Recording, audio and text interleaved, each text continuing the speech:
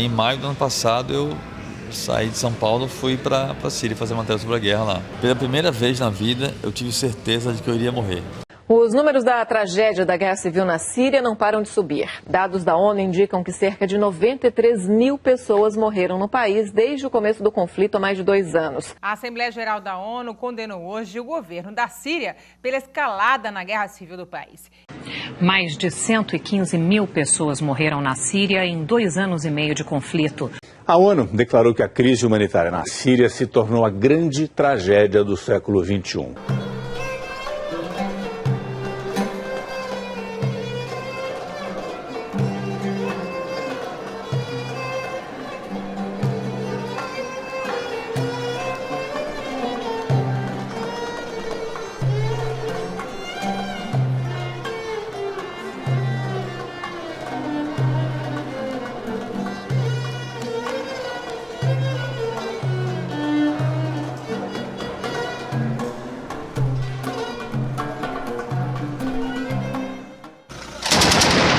الله اكبر درع البلد.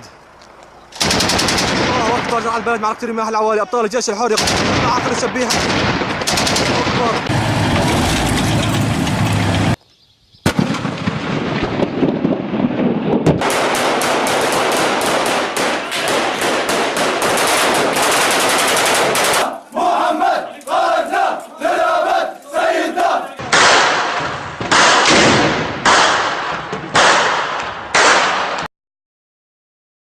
Em abril de 2008, eu embarquei para o Haiti, acompanhando uma comitiva, uma missão de oficiais que ela justamente fazia a avaliação do trabalho da MINUSTAH. Quando você tem 10 mil pessoas invadindo o Palácio Presidencial no Haiti, a chance de se terminar em tragédia é muito grande. Eu vi corpos nas ruas do Haiti.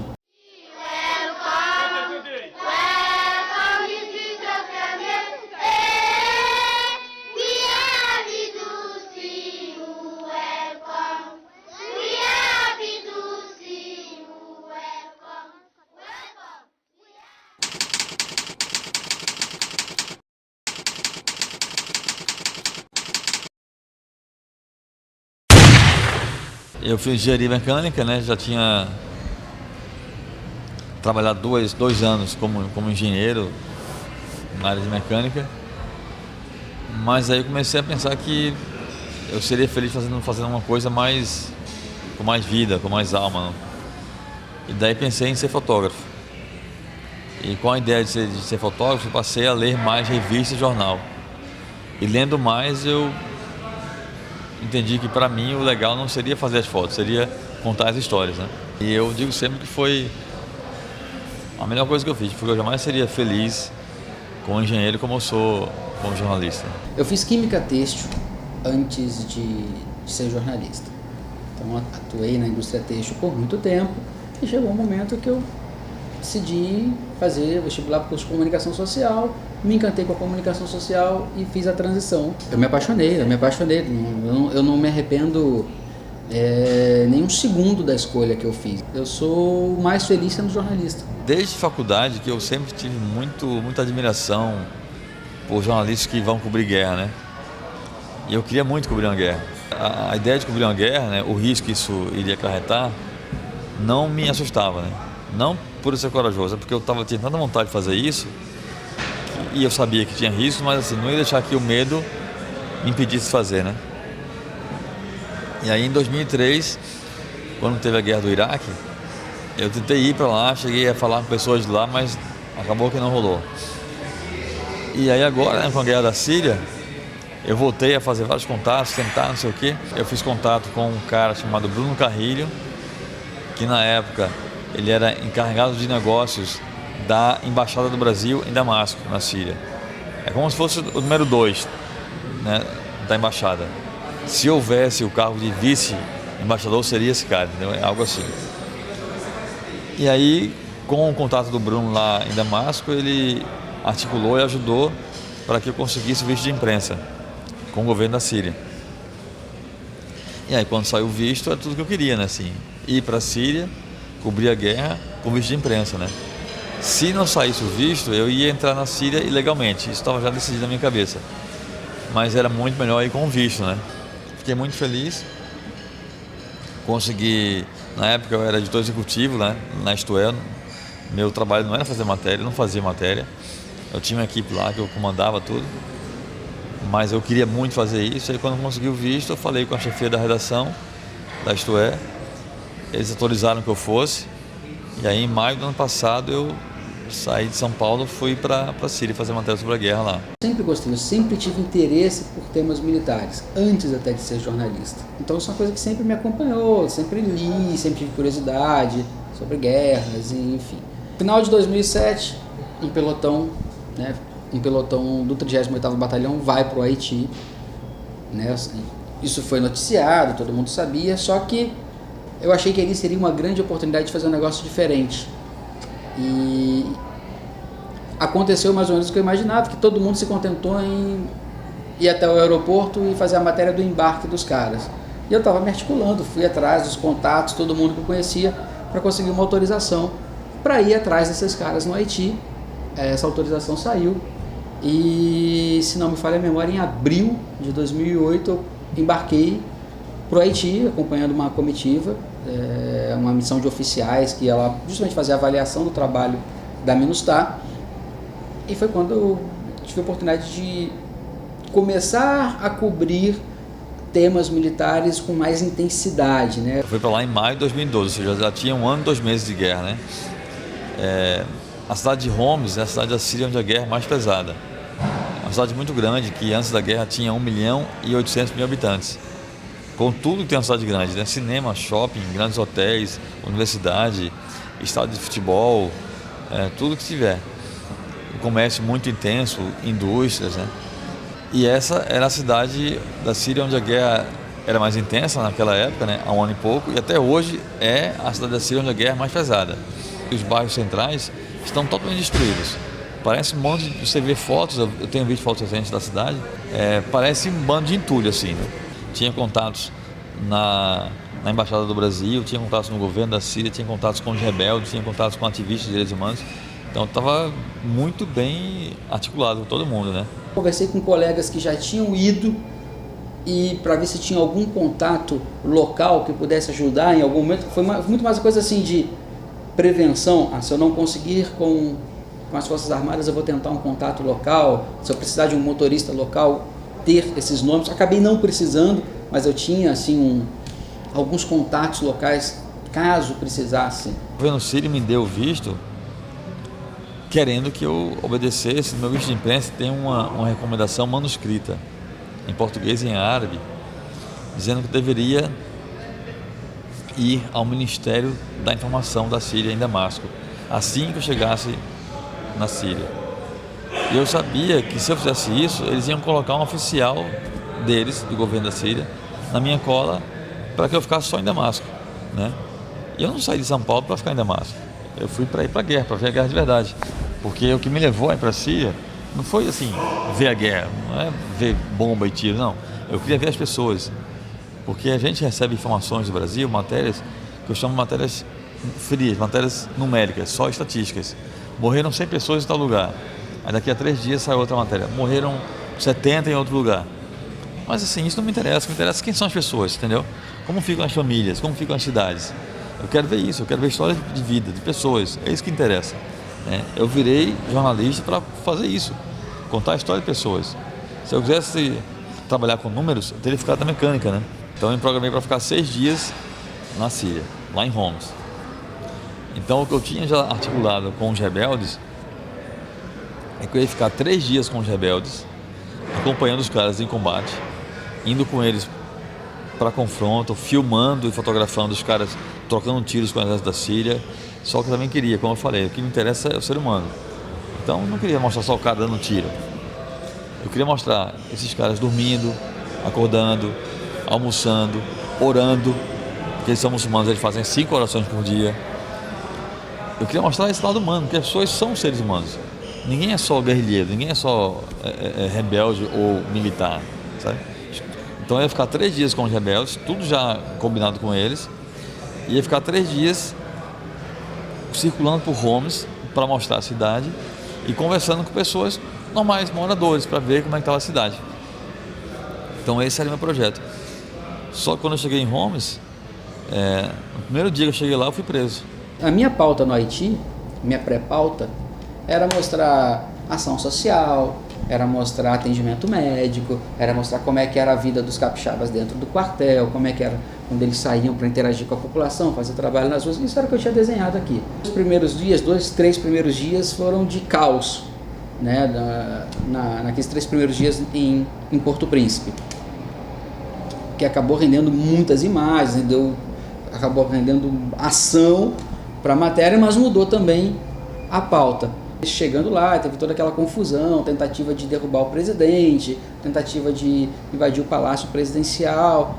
A gente estava no meio da ação, né? Quando você tem 10 mil pessoas invadindo o palácio presidencial no Haiti, a chance de terminar em tragédia é muito grande. Eu vi corpos nas ruas do Haiti. Eu tinha ido preparado para captar, retornar ao Brasil e editar aqui. Eu não tinha levado notebook, não tinha levado nada para editar. Quando aconteceu aquela confusão, aquilo virou factual. Eu sentei com o comandante do batalhão brasileiro, expliquei para ele, olha, eu preciso mandar material para o Brasil hoje, isso é factual, não posso esperar. E o Exército foi extremamente... foi de uma colaboração fantástica, porque além de fornecer o computador pessoal dele, para que eu pudesse editar, e não tinha... Quer dizer, quando o Exército nos franqueou o acesso aos computadores deles para editar, né, os oficiais nos franquearam esse acesso, eu não tinha os softwares de edição que eu uso normalmente, mas tinha lá um Windows Movie Maker que eu usei para editar a materinha curtinha para mandar aqui para o Brasil. Quebrou a coisa do vídeo repórter, né? Improvisa e vai. E editar foi só uma parte. A parte mais difícil era transmitir. A banda de internet é muito limitada. E assim, eles desligaram a conexão de toda a base para que a banda ficasse disponível para que eu pudesse fazer a minha transmissão de material para o Brasil e a minha entrada ao vivo com o Brasil. Então, assim, eu entrei ao vivo, eu podia ter falado o que eu quisesse. E eu falei o que eu quis. No dia seguinte, nossa agenda começa cedo com uma solenidade de formatura, mas a programação é interrompida por um pedido de ajuda enviado pelo Comando das Forças de Paz ao Batalhão Brasileiro. Protestos violentos sacodem a capital. Para acompanhar de perto as manifestações, é obrigatório o uso de capacete e colete à prova de balas. Os deslocamentos são feitos a bordo de veículos blindados. 400 homens do Exército Brasileiro são enviados para o centro da cidade. Durante o trajeto, a tropa precisa ultrapassar barricadas e barreiras com pneus em chamas. Carcaças de veículos incendiados estão por toda a parte. Elas são usadas para tentar impedir o avanço das forças de paz, mas não são obstáculo para os blindados.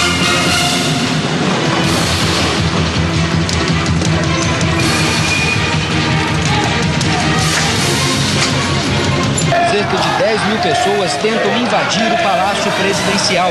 Quando se aproximam da manifestação, os militares brasileiros são recebidos com pedradas.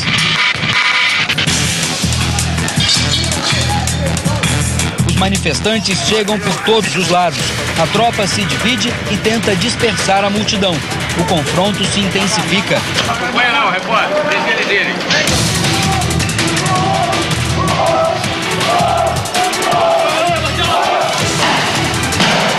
O Palácio de Governo continua protegido pelos militares brasileiros. 400 homens fazem a segurança dessa região e todas as ruas que dão acesso a este local estão bloqueadas.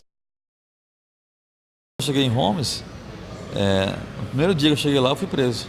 Fui preso no meio da rua, pelo exército sírio. Os caras me pegaram, me colocaram dentro de um carro, me prenderam e eu fiquei uma semana preso. Me colocaram na penitenciária, numa cela com mais de 20 presos.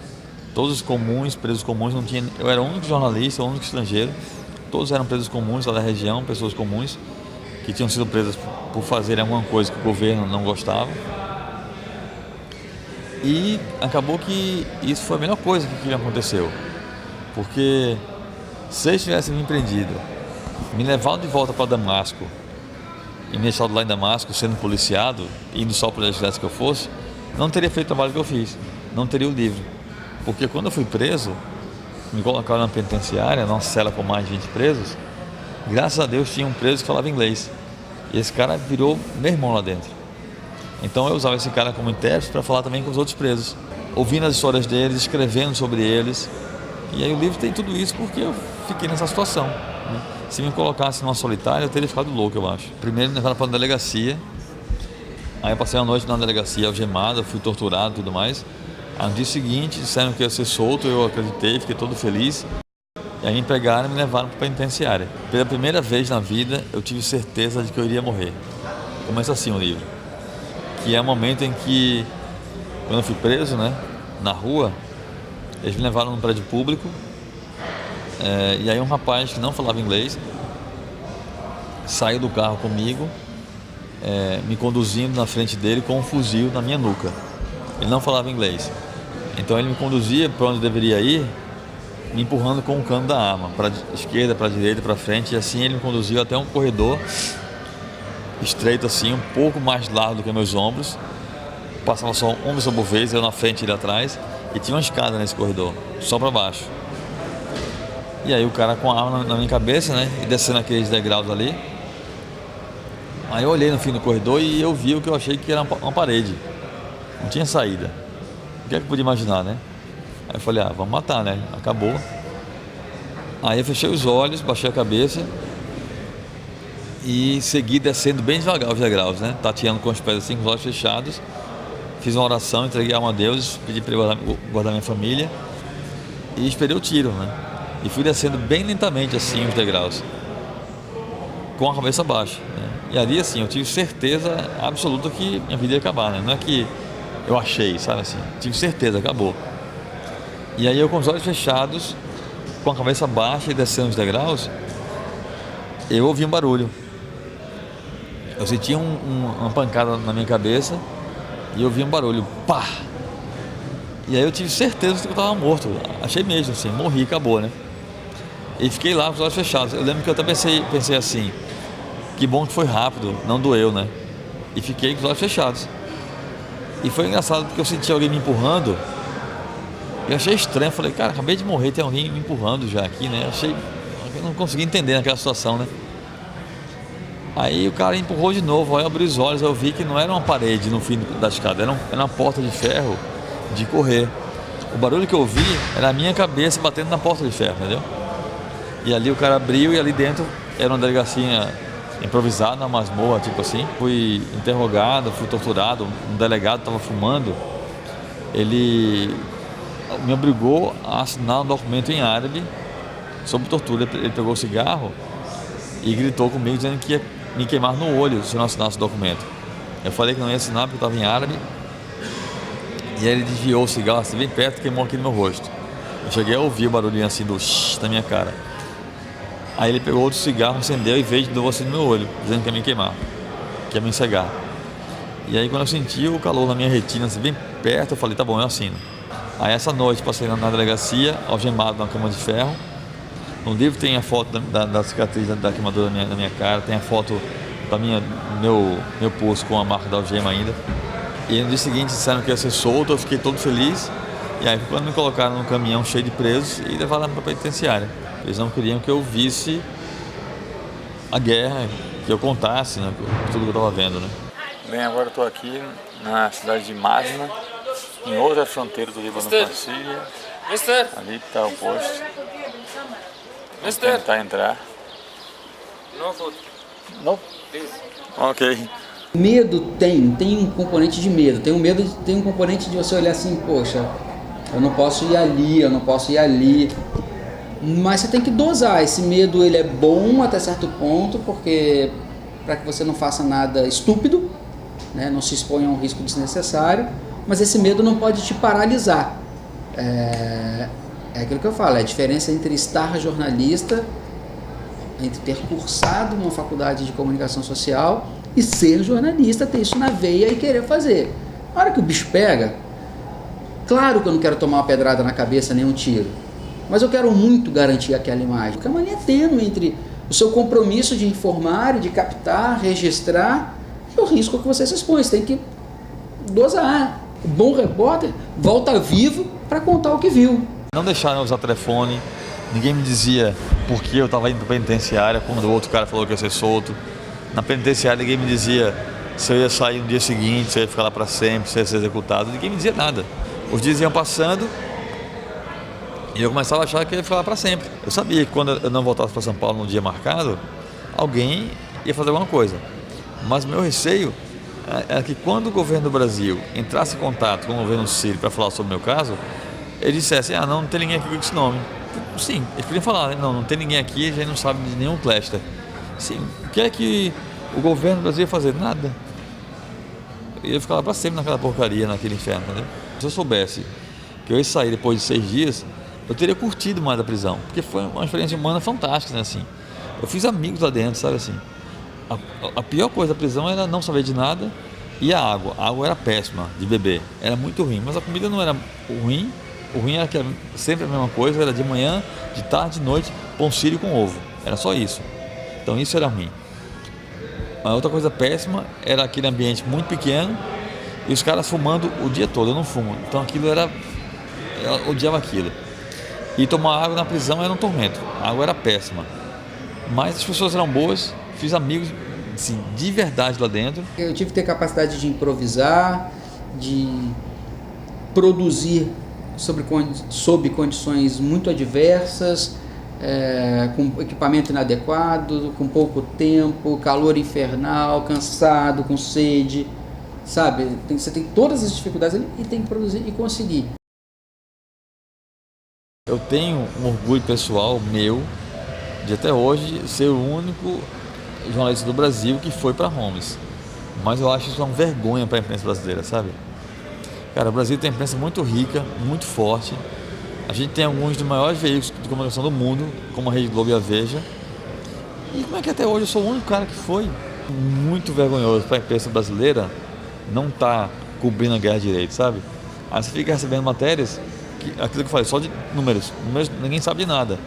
Não sabe nem como é que é viver num lugar desse. O que é que a guerra acarreta. E por isso é muito importante você mandar o repórter. Não confiar só em matéria de agência. A agência tem lá seu papel de distribuição rápida de informações numa escala global, mas ela tem lá os seus paradigmas, o seu ponto de vista. Eles acham que é possível fazer sem ter ninguém lá, né? Porque assim, você vê todo dia no Jornal Nacional, no Jornal da Globo, nas outras emissoras, jornais, nas revistas, matéria sobre a guerra. Mas é só número. Morreram 100, ou então política.